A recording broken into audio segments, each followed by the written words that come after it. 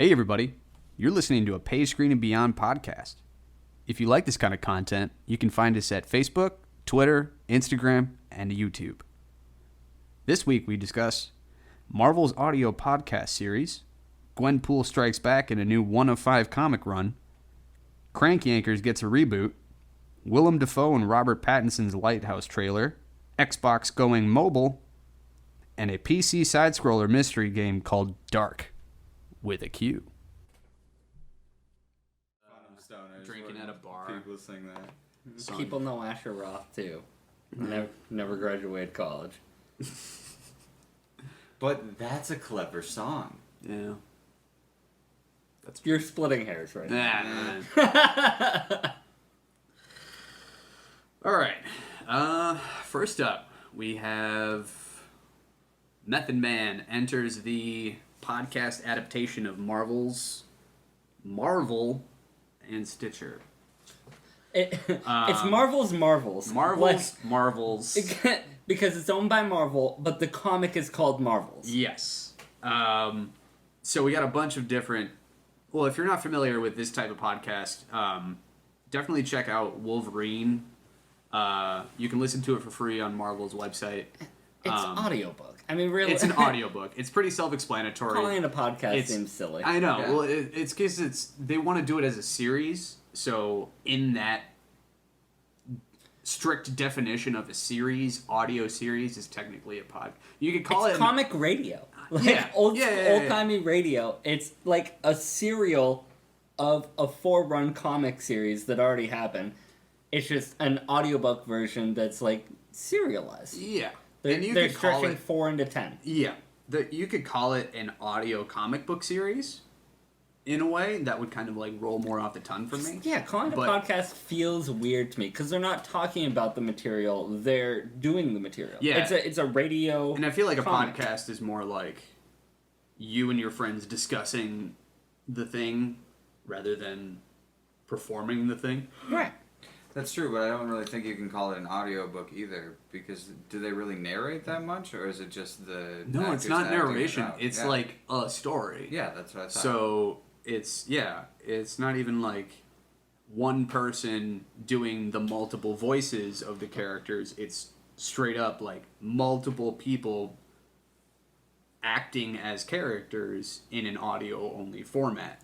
But in comics, they have a narrator. Like, they have, like, the narration square text. Like, Yeah. there is narration in comics. So there can be a narrator in this audiobook. Like, you don't have to call it an audiobook because it's not beat for beat the same. That's where I see, like, they take a little bit of liberties because, like I said, it's a 4-issue run, the original Marvels.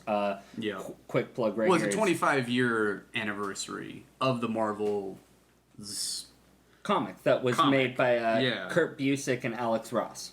Okay. So they're stretching it, and so this is being done by Stitcher, and it's going to be on Stitcher Premium until 2020. So if you don't have Stitcher Premium, you're going to have to backburner this, but in 2020 it's going to be available for all podcasts.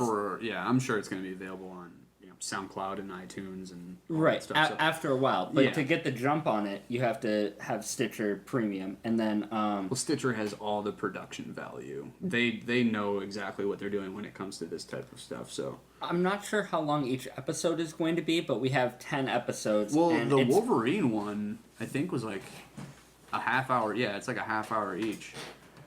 Okay, so if we have 10 half hour, I mean that's 5 hours of content. Exactly. Off of 4 comics. Yeah. The story of this, because we haven't touched on it really, is it's a like boots on the ground, normal people perspective. Journalists and photographers, people they're like seeing the aftermath of what we can equate to a Avengers from the MCU, like Chitauri invasion of New York, but rather than Loki and the Chitauri, it was Galactus versus the Fantastic Four. Yeah. So we have Method Man is playing Ben Urich, who is one of the journalists who's boots on the ground, and this entire 10-episode podcast is going to be the perspective of the real people that are having to deal with the aftermath of a massive attack above their city that they had nothing to do with. Exactly. Halo actually did something similar to this with the release of Halo 5 Guardians, they did a series called Hunt the Truth, where they kind of played like a weird, like, side story off of the Master Chief, where they were trying to make you think that he was kind of the bad guy, and that the new character, Locke, was hunting after him for the right reasons, but through the series, you find out that he was actually hunting him for the wrong reasons. And he was being told to do it, you know, for various nefarious reasons. Mm-hmm. And I think this type of media setting for a comic book actually plays right into the stories they're trying to tell. Because they're not trying, like, with a comic book, like, yes, there is the visual part of it, but a lot of people keep coming back to and for the story.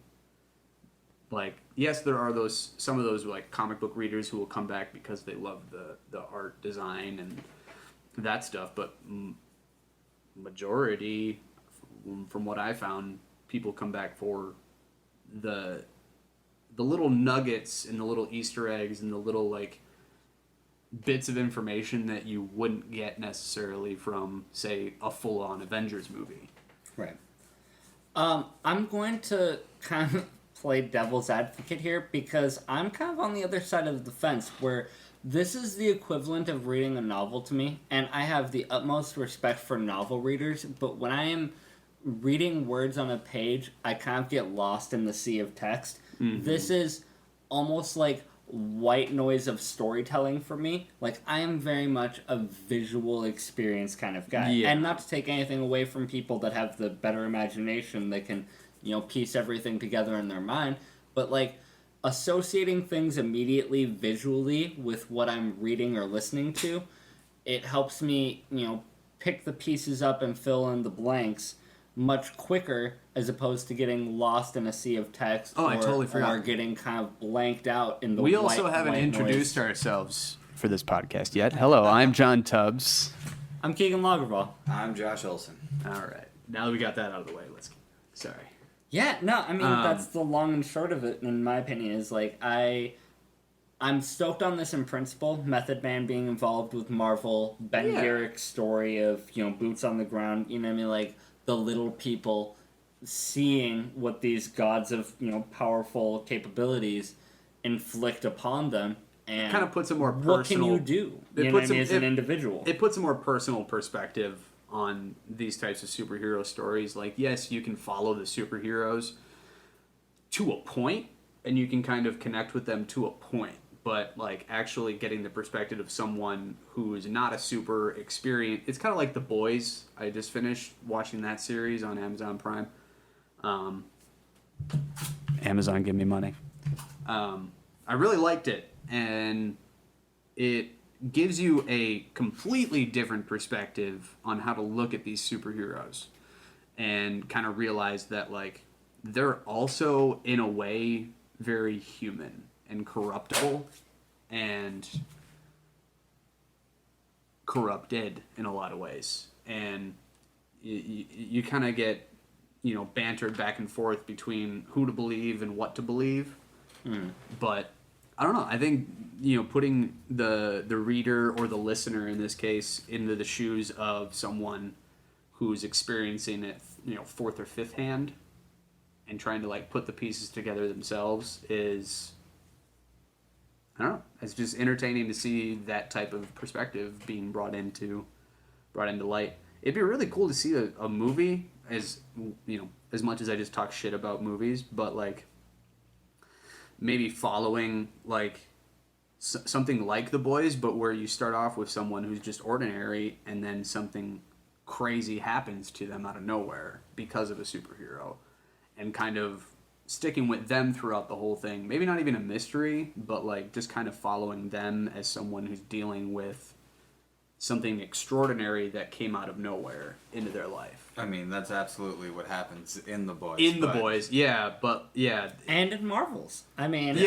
These New York reporters and journalists and photographers, like, they're just living their lives, and all of a sudden an epic battle takes place over their heads, and now they have They didn't to... even know all this existed, and all of a sudden now they do. That's true. I don't know how much the storylines are going to match up besides that simple premise, because it's a completely different universe. Do you think this might be a like Yeah, we're not soft? demonizing the heroes. Yeah, in Marvel. there's no way. No. And the heroes are so well known to everyone. Yeah. That it's just Well, like, you unless know you're the J. character. Jonah Jameson. Yeah. He'll demonize I'm every hero. I'm talking to the people listening to it, on Yeah. our perspective, not the in-universe, because there's some idiots in that universe. Yeah. There's no doubt. But do you think this is a like Marvel's way of like soft introing the Fantastic Four and getting people used to like the idea of them being around, so that when they actually bring them into the fold, I honestly wouldn't put It'll a be whole lot easier of to merit palate. into that, simply because of the fact that, I mean, bluntly speaking, the audience for a podcast... even that's Galactus, because they could exclusive definitely to Stitcher. with the Eternals, they could introduce Galactus into that.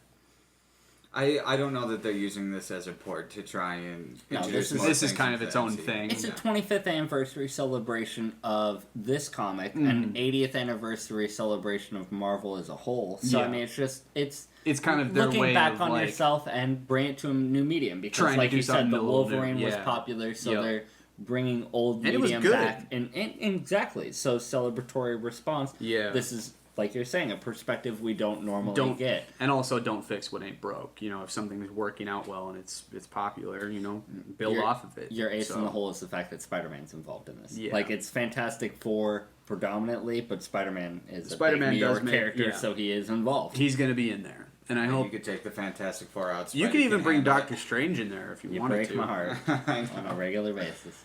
But yeah, that that'll be coming out. Launches this fall, so it's not out yet, but definitely keep an eye out for it. It's something to If look you forward have to. Stitcher Premium, because Well, yeah, until right. 2020, and that's all Yeah, you it's yeah. But keep an eye out for it, because it'll be one of those things that kind of like happens in the background that I think that a lot of people will kind of be gravitating towards. With this new phase of Marvel, they're kind of like reaching out into different avenues. Of I do kind of how they like can the tell the stories. relatability of normal people experiencing something Yeah. extraordinary. Exactly. I like the story premise. Mm-hmm. That's a good. It's a good avenue to kind of like experiment with, because it's something that not a lot of people are doing right now. I guess, like, how many people do you know are listening actively to like audiobooks? Not a lot off the top. Not a lot. Yeah, right? Like, the only ones that I've known about are like, you know, murder documentaries that my girlfriend will listen to. Yeah, or Erica listens to those all yeah, the serial time. killer stuff. And like I've heard like the Halo one, like I discussed earlier, and then like maybe one or two random ones, like listening to audio when audiobooks were getting more popular back in like, you know, 2014, 15, 16. But yeah, I think this is a really good way of Marvel introducing a new Medium. entertainment media to their portfolio, Indeed. and bringing in like different celebrities like that, kind of like people who aren't really too invested in the comic book like sphere.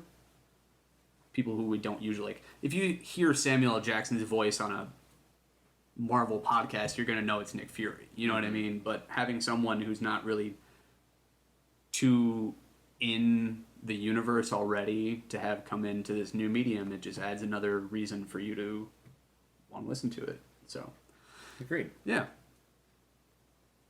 All right, Gwenpool, what do you got for me, Keegan? Yeah, so it's called Gwenpool Strikes Back. It's number 1 of 5, and just came out this past week. Gwenpool is a character that I am shouting from the mountaintops, because even though she doesn't have, like, the Deadpool regeneratory factor, she has the Deadpool fourth wall breaking, and Gwenpool has always been, like, a comic character that is aware of comics and, like, comic lore, comic tropes, and she just wants to have her place in the universe. So it's like, she isn't a mainstay household name. She's Yeah. she in this run, Gwenpool Strikes Back. It's Gwen Stacy. For those of you who don't know, it's Gwen. No, it's Gwendolyn Pooley. Oh. No, Gwenpool is like an abbreviation of her actual name. I thought it was Pooley Gwen is her- Stacy turned Yeah. Gwenpool. No. Gwenpool is her own individual character. Like I said, she's a comic character who is the fourth wall, like. She's her character. own new thing. No, and again, she's not Deadpool by any means. Yeah. Pool is Pooley, her last name. Gwenpool. But does Deadpool exist in her universe, and she just kind of like? Yeah. So I mean, but her arc is trying to make herself known because she doesn't have powers. The I way thought that it was more of Deadpool like a has Miles powers. Morales thing where he exists in like an alternate universe. No, she's very much. Interesting. Well, I and did not that's know the that. thing, and she's not a household name, so you wouldn't. And that's Yeah. the point of Gwenpool Strikes Back is she's just trying to gain her place in the universe. She doesn't have powers, so this 5-issue run is going to be her trying to gain fame. Her first issue is her unmasking Peter Parker. Do you think they'd make that's one of the big. You need a big comic book like You Matter. Unmasked Peter Parker, you're instantly a big fucking deal. But through this 5-issue run, And that's she's where going to be getting That's like, where I was confused powers potentially. with her being like Gwen. So like her unmasking. It's Peter a happy Parker. coincidence. Yeah. All right. No, it's not Spider Gwen. Yeah. It's just Gwen happens to be Gwendolyn Pooley's name. Huh. Well, it looks like she's gonna be having a lot of fun. So it starts off with no powers at all besides fourth wall breaking. Yeah, and I wasn't And her necessarily whole- considering that a power. It's just that's who she is. That's it. I mean, she's also like a. It doesn't teenager. benefit- no one else can do it. No, but Yeah. it's not something that benefits her in scenarios that she's in. It's just it kind of completely like. drives the story from what you're saying is that she knows she's in a comic book and wants to be known. In this In the new comic run, book. this new run is going to be a completely different thing. Gwenpool has existed before this, and that's the point of Gwenpool Strikes Back. Is she's trying to like get her feet planted because she's a character that's existed that nobody fucking knows about. Do you think they can make a Gwenpool movie animated? Kind of like Spider-Verse? It's premature. If I'm being bluntly honest, if we're getting an animated movie of a character that doesn't like really have a lot of limelight, give me Moon Knight. Because Moon Knight's been on that horizon for so long. Yeah. But no, Gwenpool, I'm curious to see where this 1 of 5 run takes her. Because, I mean, 5 isn't a lot of issues, but if you can, like, you start with unmasking Peter Parker, where in 5 issues can you go to be like, oh, this is a character that actually is in the Marvel Universe. Like, this is a Marvel character. This is someone who exists while everything else is Right, going and on. right now she has fourth wall breaking. She might be a Pool, but it's her last name, Pooley. Yeah, exactly. Doesn't have the regen, so who knows? Maybe by the end of this she'll have regen power and end up sidekicking herself with the only other fourth wall breaker that you can relate to. Is she? But that hasn't previously been her story. She's also not she's like, not yeah. a Deadpool sidekick. Yeah. Is she of sound mind or is she just like bad shit as well? That's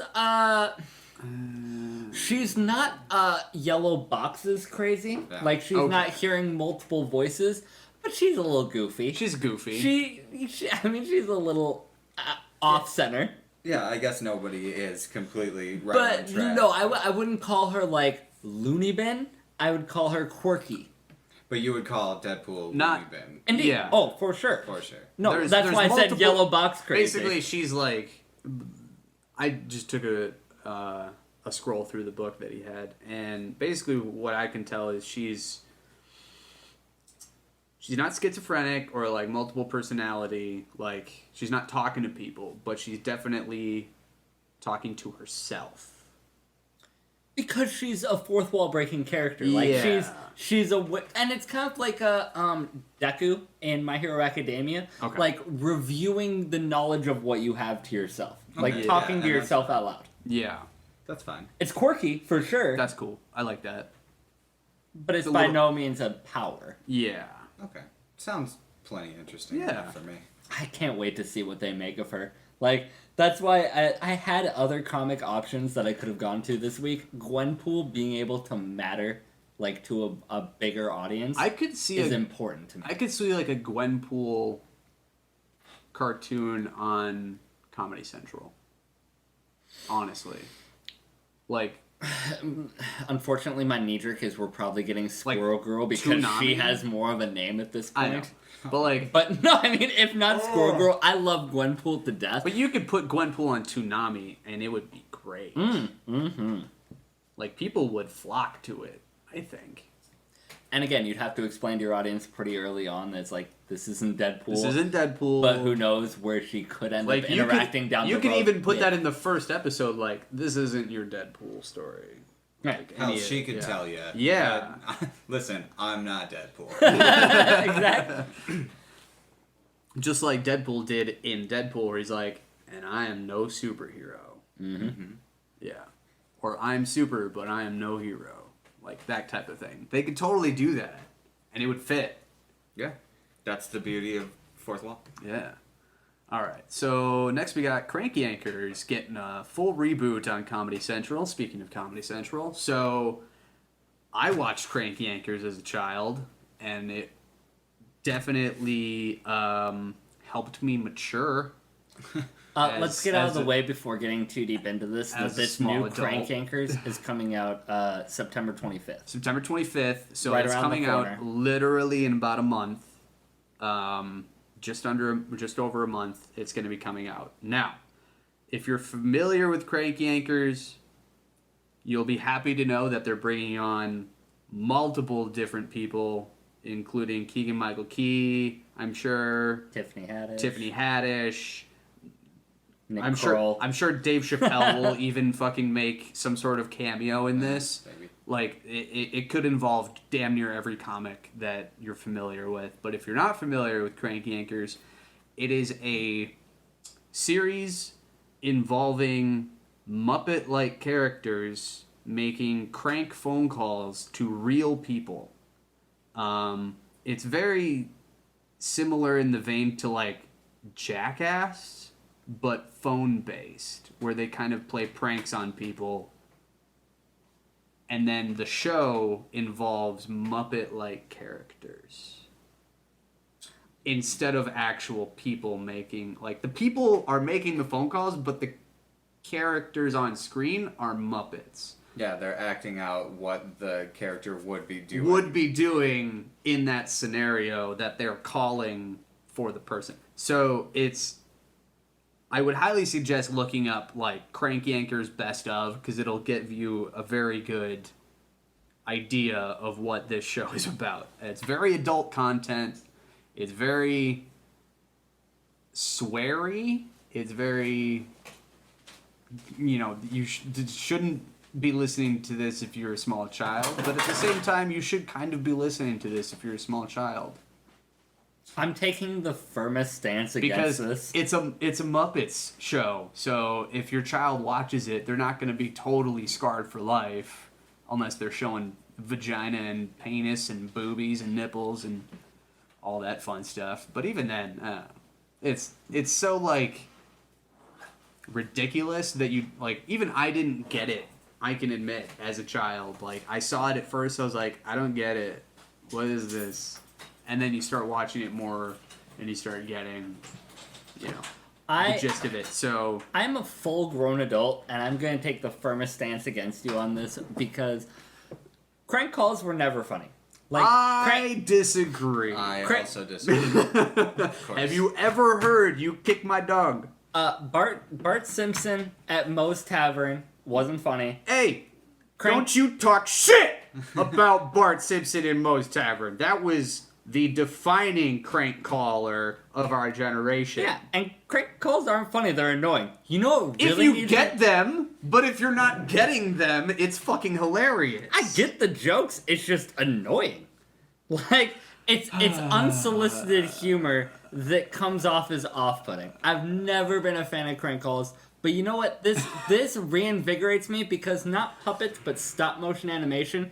Yeah. Fuck Comedy Central. MTV needs to redo Celebrity Deathmatch. I agree. I think they are actually. That is what really needs to get the They were in limelight. talking about it actually, if I'm not mistaken. Oh man, Celebrity Deathmatch is you're talking about referencing like famous comedians in a comical way using a different medium that Yep, it's in the works.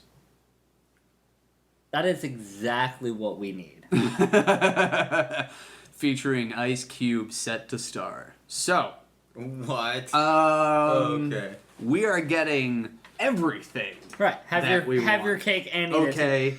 So, And you can don't- talk shit about Crank Yankers all day. I'm going to. But Celebrity Deathmatch I- was a different type of ridiculous. I there love- were needles. I love the There comedians were involved. there were hookers involved. Oh, They it, had everything. It was They over had the top, everything. for sure. it was called Deathmatch. It was Brisk- a very gruesome. Brisk Iced Tea had a whole advertising campaign based off of such things. I remember this because I watched wrestling as That's a so child. ballsy. I bet they wouldn't do it now. I bet they're not going to do it now. It's Is it? Oh Celebrity Brisk Iced Deathmatch Tea is super totally- gruesome. Oh, but I bet if we're they will though. I bet they won't. No way, dude.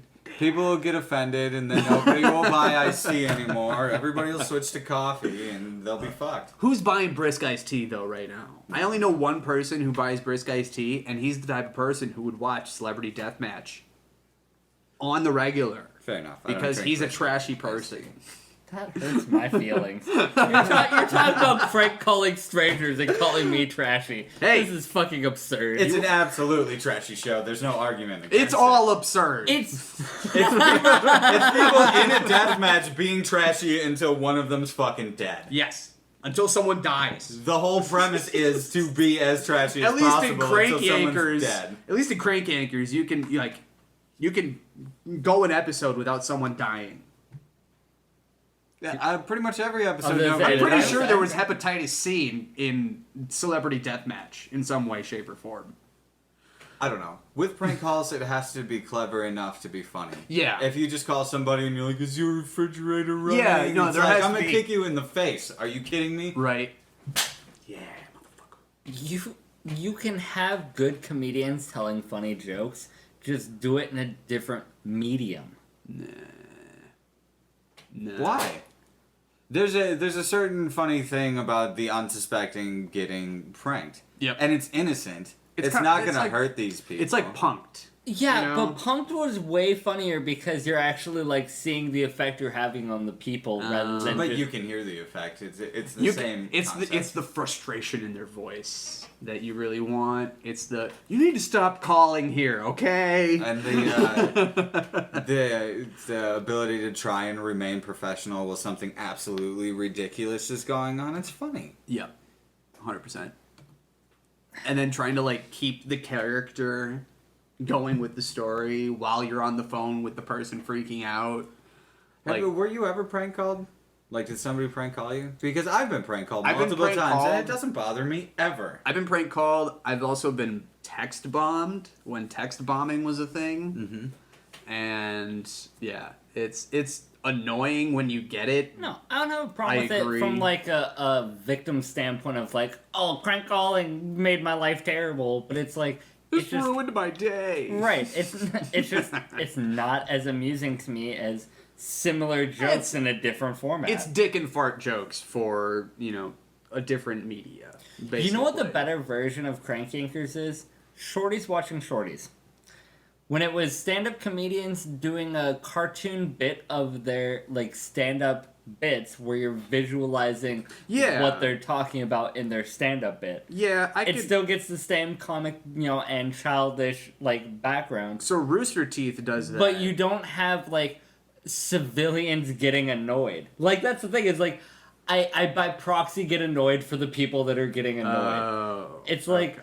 this is fucking stupid. It's So you gotta annoying stop and doing it's that. not funny. You gotta stop doing that. It's not you're funny limiting. because You're limiting yourself to the laughs. 'Cause- Your sympathy is getting in your way. yeah, your own. Stop being such a good person. Stop man. You're making the rest of us look bad. it's just Stop fucking having- absurd. Stop having feelings for other people and just laugh at them like the rest of us. Yeah. When a child falls over, you don't laugh? Are you that good of a person? Oh, no. When an old person trips over themselves, Literally or anybody shits their pants, does not matter your age. You fall, it's funny. Oh shit. So yeah, Crank Yankers. I'm excited for it. It's gonna be. I have a feeling they're gonna take it to a whole new level. I really just want to see Bill Burr on it in some way, shape, or form. Bill Burr would probably think it's stupid like Keegan thinks. He probably thinks it's stupid, but at the same time, I know he would actually like. He would probably do one episode as like a special, like he'll be on that episode just to like be that, you know, that like Boston guy. Like, hey, listen, you motherfucker.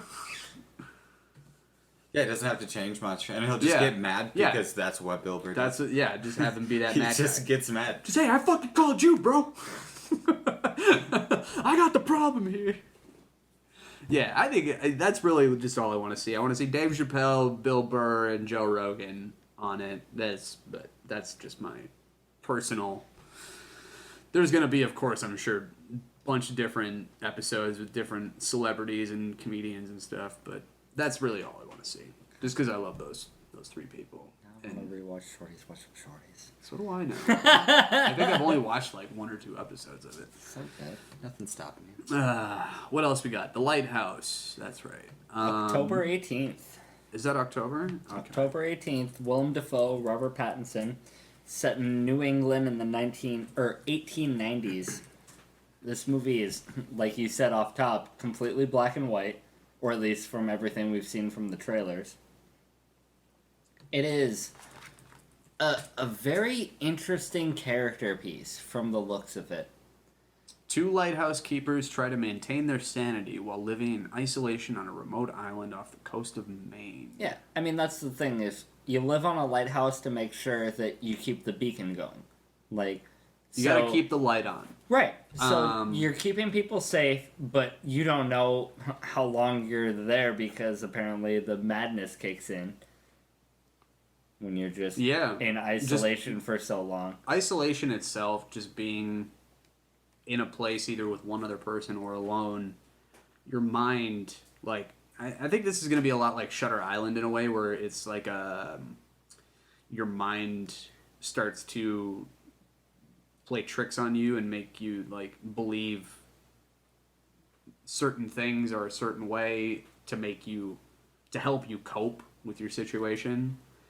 And you said something after we watched the trailer before we started rolling that I didn't conceive, but it's so accurate. So, yeah, the way that I read the trailer, it was very much like one of the 2 characters has been there for too long and imagines the other character coming either to them or just giving yourself an imaginary buddy. Giving yourself, that imaginary person to help you deal with the isolation itself. It's deep. I didn't think of it from the trailer. I just thought it was the struggle of 2 people in isolation as opposed to solo isolation. Because can make yourself a Wilson or Tyler Durden in this scenario. Yeah, that's basically the way I think about it, is a Fight Club scenario. But at the same time, if you're just alone with this one person, like the trailer mentions, like, how long have we been here? 5 weeks? 2 days? 2 days. I need to, like, recollect. And it's impactful because it's like the madness can come so quick or take so long. Yeah. Depending on your mindset, the isolation levels, who you're with. Like, I think this is going to be an amazing character piece of 2 individuals and how they each individually cope with it. It's cool having the twist of one of them not being real. Yeah. But I mean, even that might if they're also be both 2 on the real, nose. right? If they're both real, it's like, how do 2 people with 2 different perspectives handle the exact same scenario, conditions for the exact same amount that of might time? even be a part of the story where, like, they might actually be 2 real people, but they start imagining that one of them is fake. Or is a figment of their imagination. And then the other person is like, well, then maybe you're a figment of my imagination. One tricking themselves, tricking the other. Yeah, which I always like those types of movies because it makes you think about your presence of mind.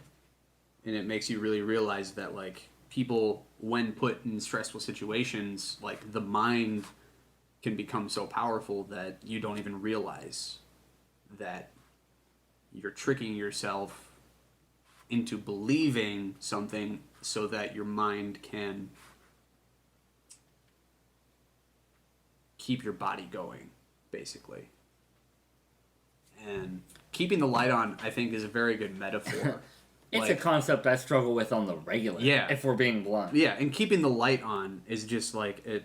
Like I said, it's a good metaphor for keeping that like spark of hope, I guess, in that Guidance that someone else will come along where you can help them and you fulfill your purpose.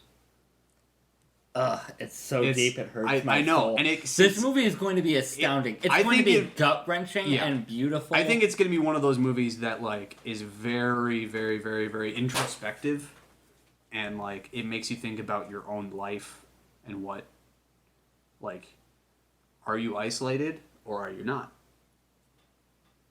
And what part of yourself you see throughout the duration of this movie, and then thinking outwardly about like how it affects you. Yep, 100%.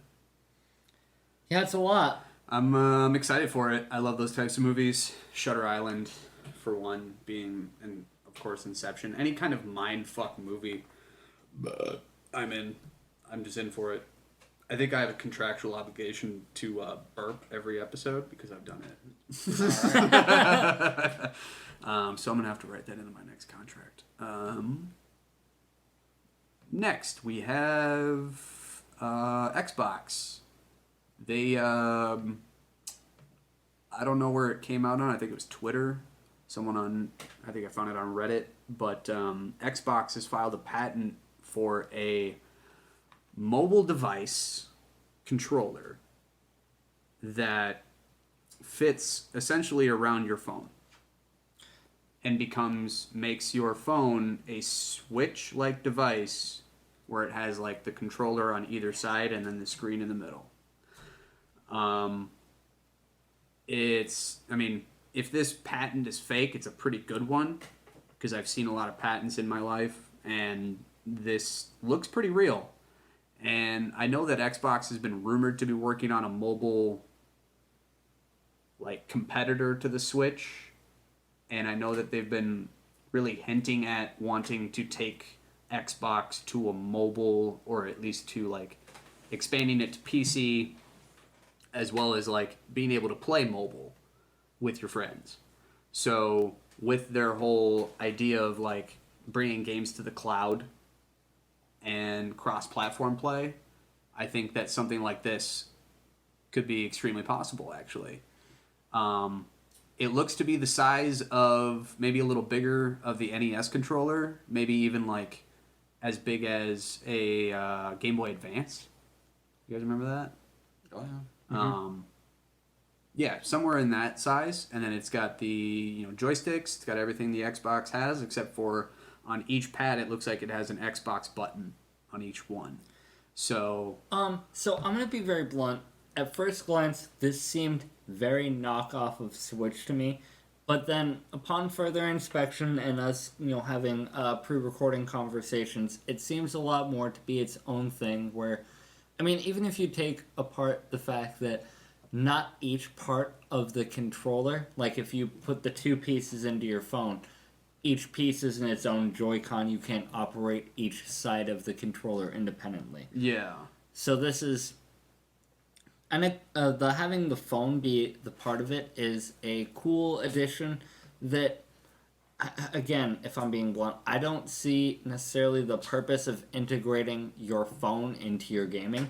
Like, it's a cool little add-on, but it's not a cool enough add-on, in my opinion, to justify, like, calling a new system or a new, like, mechanic of gameplay. It's like, your phone is your mobile device, and now you're trying to turn your phone into a mobile gaming device. Well, let me ask you this. Why, besides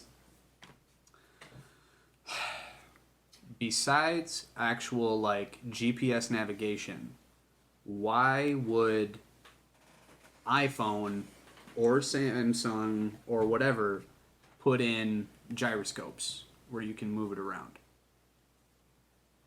Yeah, so you can flip the screen. Phone games are different than mobile games.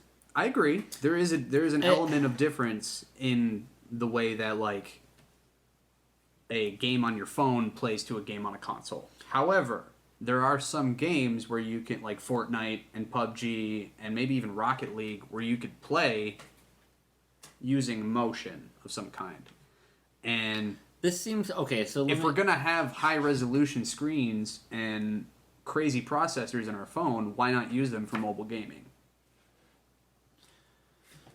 It seems like console is trying to cut out a middleman where your phones can have mobile games, or you could have a mobile game system. This seems like it's trying to take a little bit of each. Because in my mind, like, if you have a cool phone and you have your phone for whatever necessities you have, you know what I mean? Like, whatever apps you have installed, you know, whatever mechanics it's able to perform, and then you're adding a console level of gaming on top of it, that is scrapping your memory and scrapping, like... It doesn't run through your phone. It runs through the cloud. Yeah, you have to have the actual console, I would imagine. So you could have this is the way I was thinking about it. Then it runs off the console. If Xbox is really going to do this, the way I'd think that they would do it would be that you buy the game, download it onto your console, and then when you start up the app on your phone, you're able to access whatever games you have from your, like, on your console, on your mobile device that is able to play on mobile. Yeah. It's going to run through your console. It's not going to So run if through your your phone. game, so if your You're not console gonna have those has games that on game registered to it, which I'm sure like some sort of cloud computing software will make sure that's figured out. Once you sign into your mobile device, it's basically your mobile device turns into your console. If that game is able to play mobile, it will show up on your device. It's basically just turning your phone into the TV. Yeah. So it's basically, as far as phone space goes, it's only taking up the amount of space of the app, Of the not app whatever space. games You wouldn't the app you have wouldn't need to within it. actually download the game onto your device. Because it's already downloaded onto your console, and that's what it's actually And once playing. it's downloaded onto the console, the Xbox servers read that that game is connected, and your app is connected to your account, then it all lines up. Mm-hmm. And then if you want to enter a game, you basically enter into the cloud server that Xbox has that says it's okay that you can play that game.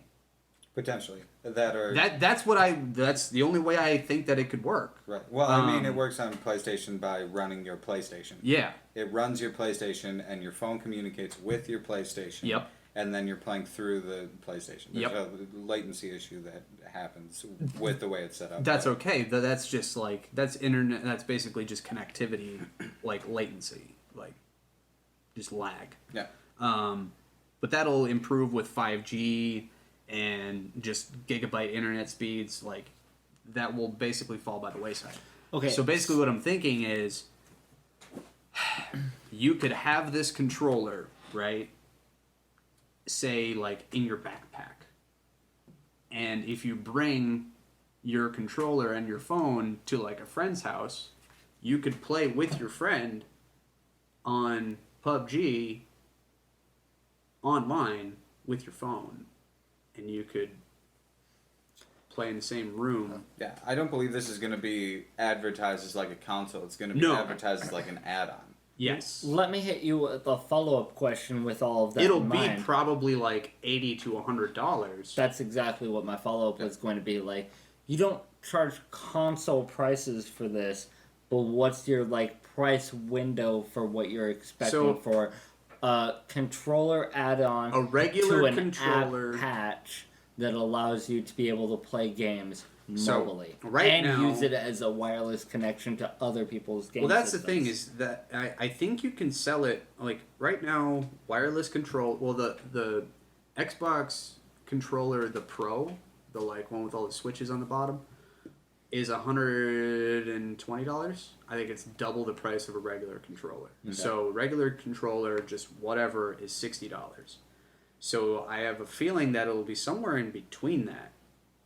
Might even be $89.99, where it's like 90 plus I could tax. see them even going higher just for the the ability to do something new, they might just overcharge for it, like Yeah. $150 or something. I can't 150 imagine they're gonna be like $300. It's or anything probably, like I would guess, about the same as the Xbox Elite controller, which is, I think, about $120. I would round it down just a little bit. I'd say that it's most likely for what we're getting out of it, probably the 100. Actual hardware itself is probably going to be around 100. Well, you got to think of all the stuff that they have to do to put into it. They have to design the controller Yep. to make it work flawlessly with the system or with the cloud. But also with all these new phones that are coming out And and the then- different sizes and yeah. And well, I'm assuming that it's going to connect via Bluetooth. So It's got a cord in Well, it the has a cord. diagram. I think I that's the think- charger. I think that they're gonna have I think to this be, is the charging pack, and then these. Well, it's basically 4 pieces. It's the charging cord. It looks like a backing of some kind, and then the 2 side controllers. So I'm thinking that this will be like a battery pack that these pieces will charge on right here. See, like those be charging pads, and then these have little internal batteries in them. And then this would have to widen out. It's possible that that's charging, but I don't know about that. It depends on if they're gonna put batteries. I'd have to read the full patent. Because if I on read the either full side. patent, I could figure it out. Yeah. But yeah, and then just connect via Bluetooth, and yeah, if it has updated Bluetooth chips, this shouldn't be a problem. Yeah, Bluetooth connectivity is not Way really an better. issue. There's so many bigger issues. Yeah. Potential issues. That's the thing, is the only issue that I'm really worried about is just, are they going to push it as a cross-platform device, or are they going to push it as a mobile add-on? That's what I think. They're gonna do, Yeah. for sure. That's the only way that it's You're, gonna sell. you're expecting too much with it being able to play, like Josh said, with Call of Duty mechanics as a mobile thing.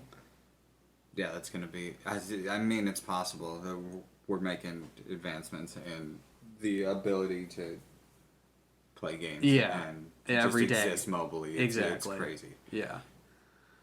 But I'm excited for it. I don't know if we're gonna see it at this next E3, but for sure we're gonna see it at the one after 2021. Yeah, 100%.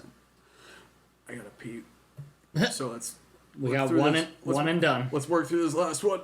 All right, I'll take so, it from here. yeah. We got Dark. DARQ. Unfold Games is the developer. This game is already out, available only on PC for Steam. This game follows the character of Lloyd, and the character Lloyd realizes that he's in a dream. Like, wakes up in a lucid dream, conscious of the fact that he's dreaming, and then he realizes that this dream is becoming a nightmare, and his goal is to escape this nightmare. And it's basically a side-scrolling, puzzle-solving game where you have jump scares throughout in a very like black and white, like opaque style background, walking through a side scroller trying to solve these puzzles while the creatures of your dream in various scary manners try and jump scare you and attack you. Definitely more excited than trepidatious about this. Unfortunately, it's PC, so I'm not going to have the opportunity to be able to play it as being a console gamer. But it's a very simplistic concept that rings so true, and the gameplay elements look to back the concept. Puzzle-solving gaming can be very simple or very involved, depending on what you have driving the plot. It seems a little base from the trailers as far as what the puzzle-solving mechanics are going to be, but the variety of dreamscapes, dream creatures, and mobility throughout it is going to affect. It reminds me of Limbo. That's the game I was looking for. Limbo, for those who don't know, is similar. It's a side scroller game, very dark aesthetic to it. It's like based in a forest, and you're trying to like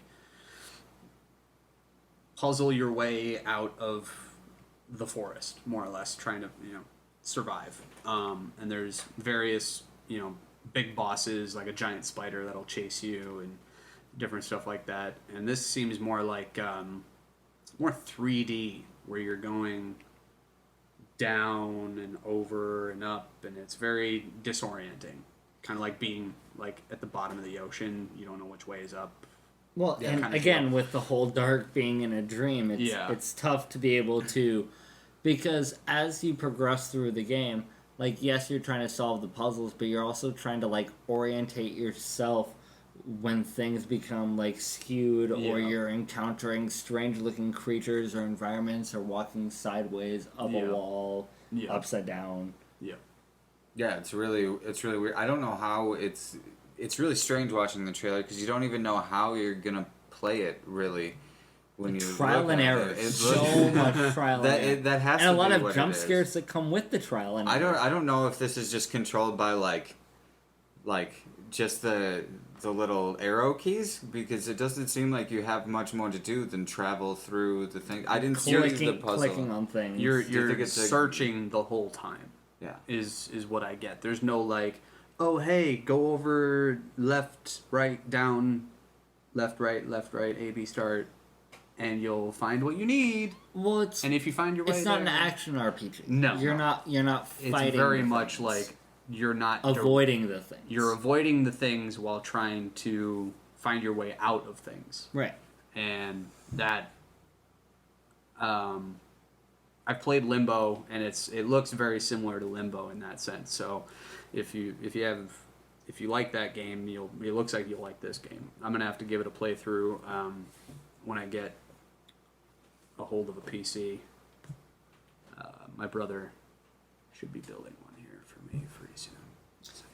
But I know we're on a bit of a time crunch. Yeah. We gotta touch on it. We gotta touch on The Hunt. I would be remiss, much in the way that we brought it up the other week. I know like, it's. I was excited for it. I was so was stoked that very we were excited going for to it, talk about it because I last week as one of our screen, but we had too many more pressing things to discuss. I know. The Hunt looked awesome, and now is awesome. robbed from us. Yes. It was a play on. I mean, it's The class most- structure. It's the most dangerous game combined with, The Hunger Games. That's not inaccurate. Yeah, and it was more of a comedy based. You got a So- comedy read far more than I did out of it. I definitely I saw a lot looked more at it more. drama than comedy. There was drama in it, yes, You but I saw way more levity in that trailer than I think did. with something like that, you kind of have to put a lot of comic relief into it to make it a little less gruesome. No, the whole thing rang very true, and maybe that's why it got pulled, because, again, this whole thing is a class structure discussion, and that's Now I it feel becomes what- it becomes one of those movies that like they don't want you to see this movie. which is really frustrating because they could have just as easily released it to nobody seeing it, like nobody but the small. You think Netflix or Prime will pick it up? Of course. Yeah. I don't think so. You I think it's done for good? It can't be done. Wasn't it just a finished movie? It was It a finished, was. like it was And about that's- to come out. But if it was about to come out, and rather than pushing it for a later release date, you're scrapping it altogether, you're not giving it to anything else, because this movie was pulled for a more important reason They than gotta make the What money. was the other one that they did this with? They did this thing, the stupid one where they go over and the interview, is that what it's called? Oh yeah, the They go interview is talk still to- released. with North Korea. In theaters? It released No, on it Netflix. didn't. It released on Netflix. Yeah, no, it released But they on- canceled it for theaters. This is the same path that happened. that was a Or no, radically it different wasn't. thing. It wasn't Netflix. They released it online, and if people wanted to buy it, There was they an bought option it. to buy the interview. The difference being there was threat of repercussion of international backlash because of yeah, the interview. but, like... as opposed to the you're hunt. probably right. I see where you're going. The backlash would have been civil revolt, and the fact that you're pulling it is saying you're trying to prevent civil revolt. Yeah, and like that's the whole discussion I'm trying to have with the hunt is the fact that you could have released this and virtually no one would have seen it because it's a very pocket demographic. Mm-hmm. It's a political thriller, but less political and more classist thriller, and that's why they had to pull it because it's like this isn't red versus blue. This isn't left and right. This is higher and lesser. You know what I mean? Like, well, then you got this movie Hide and Seek that's coming out too, which is in a similar vein of that. Where but that's more of a you've got like a high society family. It's a family as opposed to a society. Like that's. You think they're the only family doing it?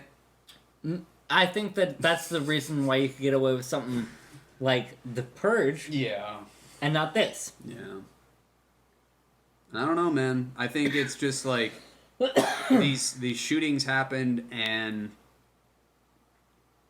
The Punisher happened around time of shootings. I and know, pushed back, and that's the thing. And then it's released. like, is that just because it was a Marvel property, so you could get away with like, we have to release this regardless, so we're just waiting, as opposed to like, we could release this, but we're not going to altogether. It's not attached to any one like giant corporation. It's kind of just its own thing on its own. So what was the big issue that caused it to be canceled? These last shootings in the last violence. couple months. Okay, but what does this have to do? Is this a specific thing that promotes freaking gun violence? The Hunt? Yeah. Yes. I don't know a lot about it. It's really basically like these people are either invited to a abducted. party. They're abducted. They're straight abducted. The trailer opens with a woman who is in a gas station asking for a map, asking what state it's in. Oh, yeah, that's right. Because it's like the movie opens with someone discovering that they've been kidnapped and they're not where they thought they were, so they're asking like everything and ripping around a them, license like, plate off because it's like this isn't where I'm supposed to be. Like the whole country is the elite are abducting random individuals throughout rural areas. Like the country to itself hunt for sport. The country itself. That's why you said the Hunger Games thing. It's like the elite hunting the poor for sport. It's the most dangerous hunt. It's the most dangerous game. Yeah. This is not. That's the thing, is it's been done before. It was just being redone, but because some people got angered by Trump that there's Mexicans here, decided to shoot some people, and all of a sudden, all of our entertainment that pertains to gun violence needs to be questioned. And that's the thing, is like, it's not the entertainment. Like, we've had... Gun violence is the smoke cloud of why this movie got pulled. It's the same... It got used as a smoke this cloud argument for why is the same as Reefer Madness. It's fucking silly. It's the same as, like, not even Reefer War Madness. on drugs. That's the equivalent. It's just so stupid because you have... The war on guns is the war on drugs. You have a focused demographic to be able to point the finger at, while similar injustices go on in a different field simultaneously. Yeah. Okay, so what studio was making this Universal. film? And they're Universal made a statement saying that because of the times and because of recent events, we have decided that despite the fact that we support our creatives for making new and different stories to tell, it is within our best interest and disrespectful to release. They're fucking scared. No, I mean, but that's all that it is. It's just the big companies scared that people are gonna get pissed off that they made a movie with guns. And the thing is, you know what they're scared of? Not making money. Yep, of course. Not making money. They're like, oh, this thing is gonna come out and we're gonna release it, and then we're gonna be liable for all these things. Like, we're gonna be essentially liable for not making money. They're making less money pulling it than releasing it and having the small amount of audience. Yeah, it seems kind of strange that they would do this. Do they really think that... So close to release. It'd be different if this movie was in production. that's the Universal movies. It was That's the dumb. thing. Is, What else there would was be? no real boycott except for like a few Twitter people that were like, I don't think that this movie is really safe for me. I think that's the real problem that we're facing now is that Twitter it's just, outrage. there's just such a small group of people that give too much of a shit and make their voice too heard. Well, they think and that- then nobody else gives a shit, but we gotta cater to these people because they're the voice that's being heard. It's the people who think that, video games cause mass violence. And it's like, Then we'd all be murderers. we would already be at a civil war by now. Oh man. If video games actually cause people to be more violent, we wouldn't be having this discussion because we'd be in a hellscape. Yeah. The only thing that really causes violence is people who aren't happy. And people who are Violence told begets violence. people who are told that they are not happy because other people are taking their happiness. That's it. That's it. And when money equals happiness, you tell someone that their money's being taken by another person, their happiness and their pursuit of happiness is being infringed upon, and therefore they feel like they need to quell that specific attack. They're crazy people. They are regardless. crazy people who have no real attachment to morals and reality. They are only stuck in their bubble that they are told to believe is reality. And then when they get forced onto the idea that their reality is not what they were told was real, they react with violence because they don't know any other way to react. They don't have a therapist to go to, they don't have family to go to, and so they reach for the closest thing that will express their hatred in that event, which is violence. And the closest thing that people have to violence these days isn't a sword, isn't a knife. The closest thing that makes an impact is a gun because it's loud and it kills instantly. It sends the message. And when you have a select group of people who go crazy because of stressful circumstances, the mass amount of people will try to point to the one thing that they can just brush off as the cause without facing any of the real causes for this reaction. I don't know that we can even really speak on this too. We can't. Because we're not professionals in psychology or anything like that. And but we're like, also not crazy people. but we're video gamers. Yes, I know. We all play video games Yeah. all the time. Yep, I am an Eagle Scout. I have firearms training, and I have never thought about going and shooting up anything when I get mad. Nope. That's not something that I just think of. No. And that's because I was raised to know that killing someone or using a firearm to prove a point doesn't do anything except put you in jail or dead. And Well, and the same thing with the escapism of entertainment. Like, you see these people in The Hunt being hunted by the elite and fighting back. It's not like releasing this movie is going to cause a revolt against the elite hunting against, from the masses. It's just entertainment. hey, I'm just finishing the podcast. Sorry. I'll be out of here in a minute. We both gotta just- take a leave. I- Let's hit the wrap on this. Okay, so I yeah, don't- The I Hunt. don't I'm pissed know. that they pulled it, but I also understand that Universal doesn't want to face any boycott backlash I don't for know. the same thing. But also at the same time, just fucking release it and say fuck you. It's our thing. We released it. This isn't the cause of gun violence. If you want to figure out the cause of gun violence, figure it out on your own. We're gonna make entertainment, and this is what we think entertainment is. Yeah. So that's kind of my deal.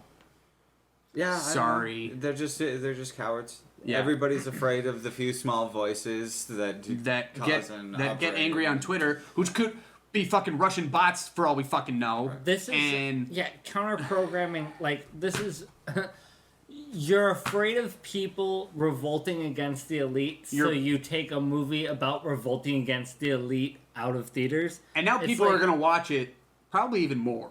Yeah, it's like, oh, you're afraid of us revolting. Yeah. Like, that's fuel to the fire. So that's the thought. Yeah, it's an unfortunate repercussion. Okay. I'm getting a better picture of this. Yeah. So...